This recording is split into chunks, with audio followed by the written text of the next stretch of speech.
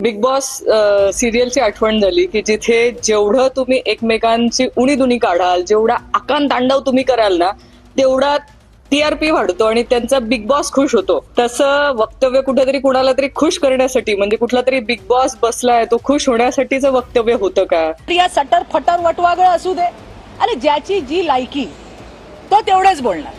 बरं, मी बिग बॉसच्या स्टुडिओमध्ये तर खडसेंचे वडील पण तर तिथेच बसतात ना, मग ते काय करतात तिकडे? विरोधाला विरोध, वाईट वाटतं या गोष्टीचं. माझ्या एकटीसाठी नाही लढत आहे मी. काल त्या विचित्रबाईने किंचाळत असं सांगितलं की उद्धव ठाकरेंनी क्लीन चिट दिली का नाही ते विचारा, उद्धव ठाकरेंना विचारा तुम्ही. खरं तर या बाई कधी काळी उद्धव ठाकरेंकडेही पक्षप्रवेशासाठी अगदी गडबडा लोळत आल्या होत्या. अरे हॅलो, मला सांगायचंय, बरं झालं बोलल्या. अरे थोडी माहिती घ्या यार, त्यावेळेला तुम्ही नव्हतात.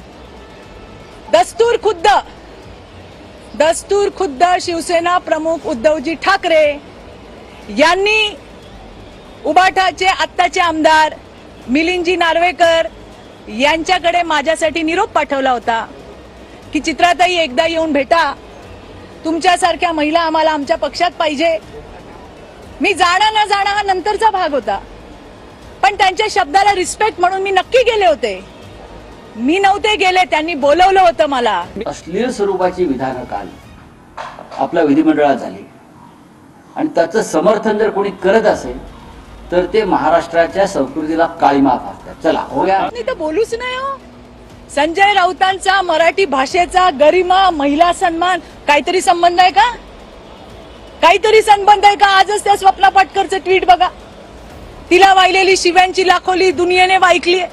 त्या नीलमताई इतके वर्ष त्यांच्यासोबत काम करत होत्या, त्यांच्याबद्दल ते काय बोलले? त्यांनी महिलांबद्दल बोलू नये आणि तो शहाणपणा तर त्यांनी मला शिकवूच. काल सोशल मीडियावर खूप धुमाकूळ चालू असताना अनेक लोक म्हणत होते की झोपडपट्टीतली भाषा वापरली, झोपडपट्टी सारखं बोललं जातंय. परंतु अत्यंत विनम्रतेने सांगितलं पाहिजे की झोपडपट्टीला सुद्धा एक क्लास असतो.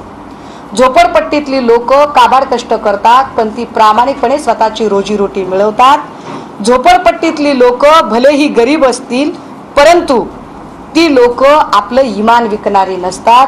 त्यामुळे कृपया वाघबाईंबद्दल बोलताना झोपडपट्टीचे उदाहरण कुणी देऊ नयेत.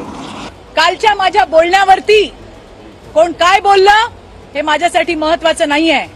पुन्हा सांगते, ज्यांच्या डोक्यात फक्त घाणेरडी विकृती आहे तेच प्रत्येक वेळेला बाईचे आणि पुरुषाचे संबंध जोडायचं काम करतात.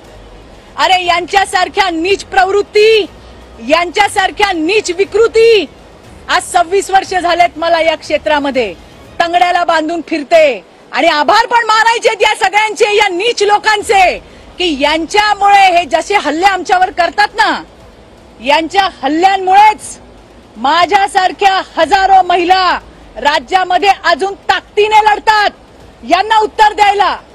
म्हणूनच मी म्हंटल, आज ठेचलंय, परत नादी लागाल ना, परत ठेचून काढीन.